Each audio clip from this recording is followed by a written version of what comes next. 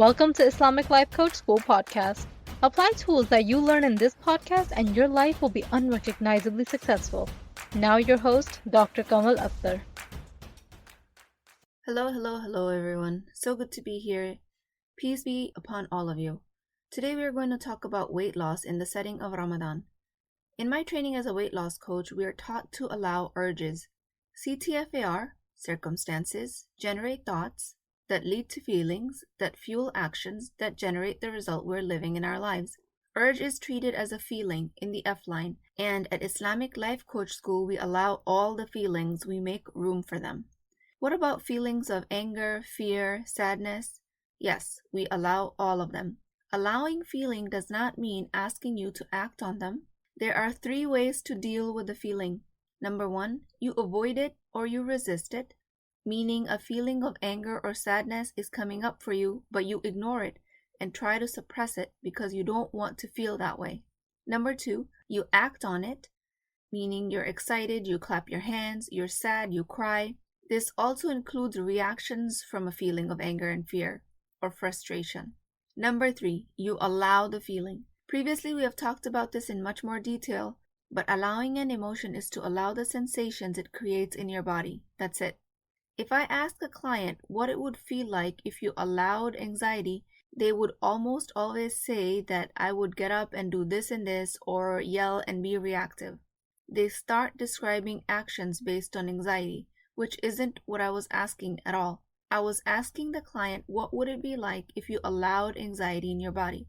The answer is in terms of sensations. You would probably feel a sensation of restlessness, unease, maybe a little pressure in the chest or in the stomach, tingling in the hands. These are my sensations of anxiety. There are many other sensations that people feel from the same emotion.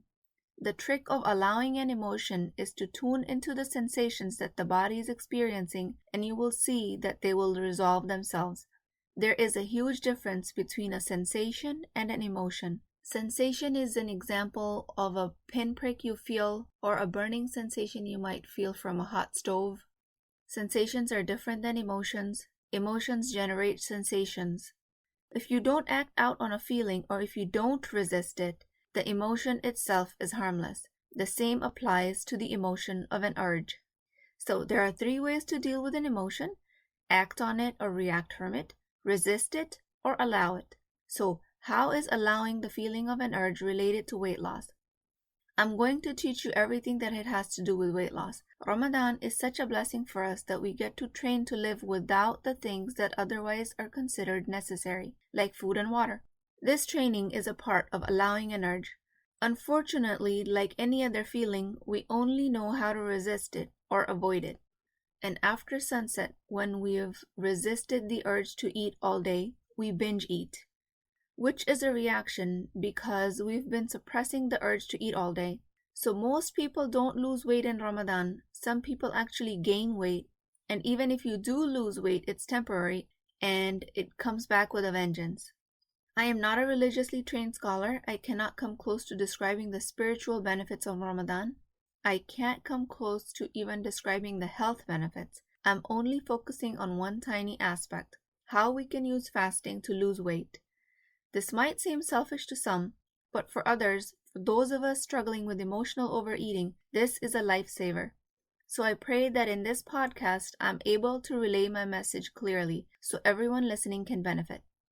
Some pain points around Ramadan or fasting in general are fasting becomes hard or even impossible due to dependent habits like caffeine or smoking, binge eating around suhoor or iftar, that is before sunrise and after sunset, eating highly processed, calorie-dense food, fried, sugary, packaged foods, not being able to lose weight despite fasting the month, or for some it's a feeling of dread at the idea of fasting because you dread being hangry. I'm going to try and touch on all of these briefly to help us create a more fulfilling experience in Ramadan, InshaAllah. All results in your life are created by your thoughts. Your most powerful tool is your brain. You can use it to overcome anything. This is so interesting because you struggle with your thoughts and you create a solution with your thoughts. Ramadan is a blessing that Allah has gifted us to gain agency over our mind, so we can use this powerful blessing to create results rather than struggles. So how can we use this to our advantage? Is your struggle during fasting around breaking bad habits? Are you dependent on caffeine or nicotine? Is smoking something that keeps you from fasting? Do you bite your nails? Some people have a habit of chewing their hair. Are you dependent on sugar, chocolate? Do you overindulge on social media? Any habit, however seemingly benign, can be overcome in Ramadan. Cursing, bad-mouthing, social media indulgence, YouTube, TikTok, you name it. All of these habits are actions on repeat. CTFAR tells us that actions come from thoughts. When we are doing our behaviors repeatedly, the actions become automatic and thoughts that generate these actions become suppressed. Ramadan is a way for us to understand that we actually don't need these things in our lives. If we can refrain from them for the fasting period, we can actually live without them. Your lower brain would have you believe otherwise. It would tell you that you cannot survive without these habits. Once you realize that you actually don't need these things for your survival, you can work on breaking the habit slowly. Ramadan is a reset button, opportunity to use Allah's blessings and even the social momentum and support that we get from friends, media, and family to gain personal well-being. You can use this support to take the first step to breaking a bad habit. Does not mean that after the month is over, you revert back to your previous habits. You have to stay consistent. The Prophet, peace be upon him, was asked which of the acts are the most beloved to Allah, and he said the consistent ones, even if they are small.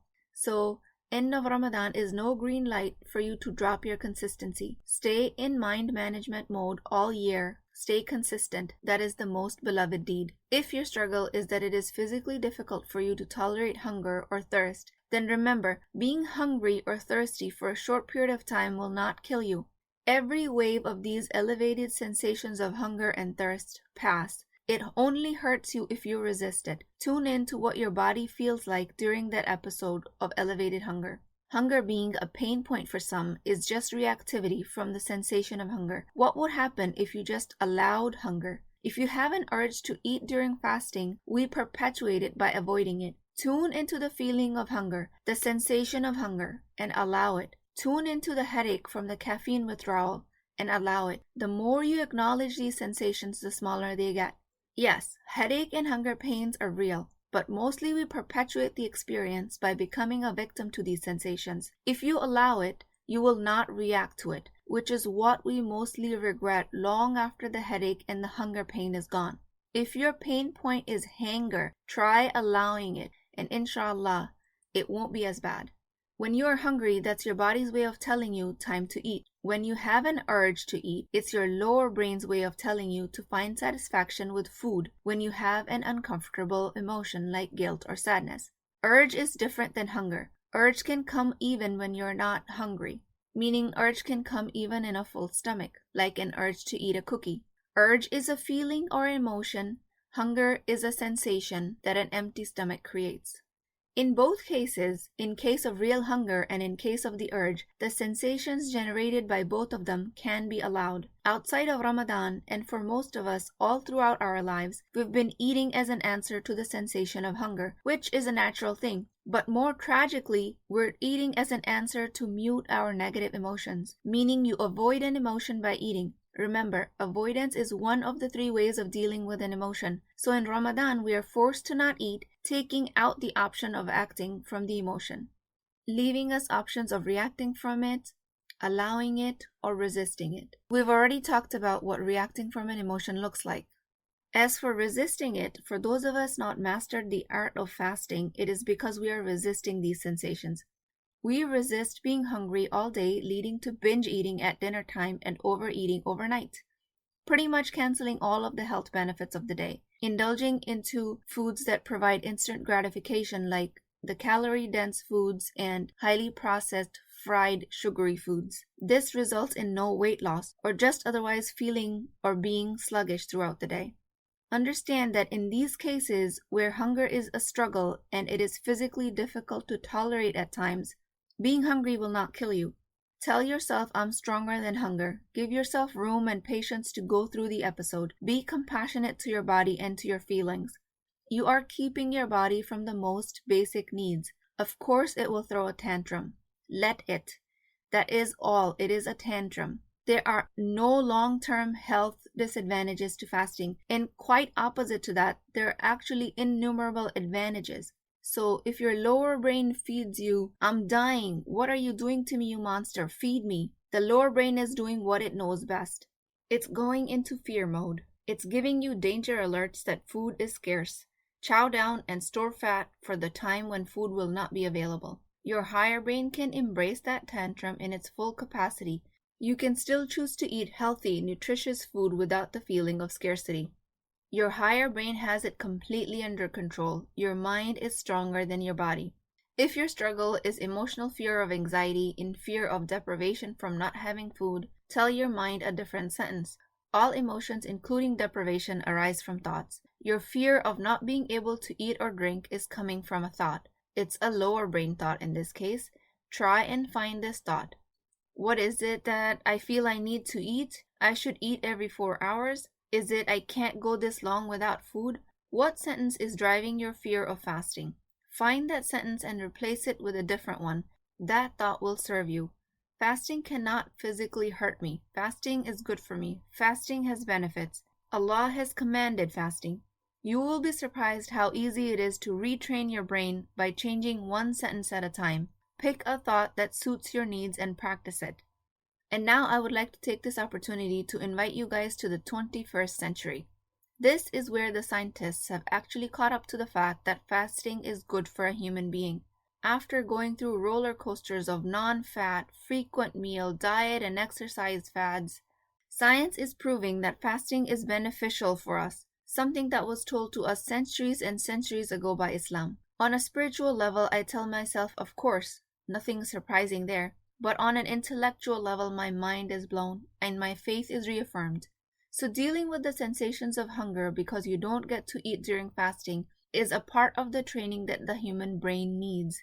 Another big part of this training is how to allow urges. I've described before that hunger is a sensation that you feel from a physical lack of food. Urge is an emotion that comes from a lack of access to your immediate gratification. For some people, it's food. For others, it's caffeine. For others, it's social media. And I honestly believe this is the bigger lesson here. Again, not accounting for the spiritual, psychological benefits that Allah has promised us, I cannot encompass that in this podcast. Outside of that realm, I do believe that allowing for urges is the biggest lesson to take out of Ramadan. If you need further clarification on how to allow urges, or you have identified your urge and you need help processing it rather than overeating from it, then please book a consult with me and I'll guide you through that. Allowing for urges is the key to losing weight for emotional overeaters. Fasting is the best teacher for that. All of this applies if you're listening to this outside of the month of Ramadan because you can use it to fast during any other day. Besides the spiritual benefits of fasting, you can gain physical health benefits like weight loss. I'm grateful for Ramadan and the uncountable blessings that it has for us as Muslims. May Allah grant us the full benefits of this month that He has intended for us. This episode was just a drop in the ocean of the benefits that we can otherwise reclaim from this month. I pray for Allah to give us the mental and the physical strength to fast and to fulfill our spiritual self during fasting. May Allah grant us many more of this month so we can capitalize on its benefits to the maximum. May Allah make us successful in this world and the next through our efforts of fasting and gaining His approval only. Ameen Ya Rabbul Alameen. I will talk to you guys next time. If you're interested in getting coached by me, I'm offering a very affordable opportunity to do that with Wisdom Wednesdays. This is not a course, not a lecture. This is an opportunity for live coaching, real change with Islamic adab and etiquette. You do not need more information. You actually need a space to create change.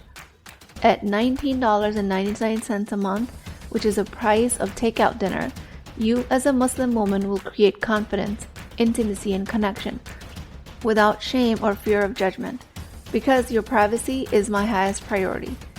So join at www.islamiclifecoachschool.com, resources, Wisdom Wednesdays. I'll see you inside, InshaAllah.